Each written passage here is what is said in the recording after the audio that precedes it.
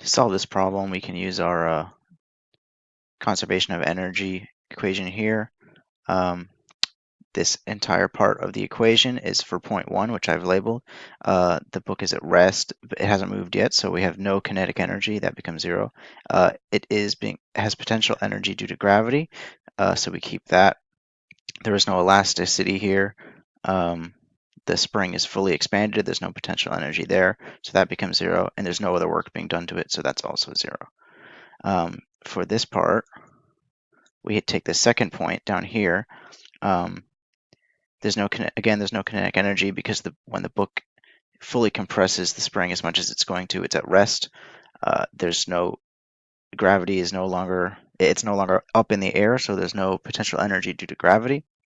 But the spring is compressed, so there is elastic potential energy. So once we simplified everything, we have our the gravitational potential energy when it's in the air is the exact same as the elastic potential energy when the spring is fully compressed. Converting those into equations, we have this. We simply solve for k. We're trying to find the spring constant. We don't forget to convert our centimeters into meters, and we get a spring constant of 1568 Newton meters.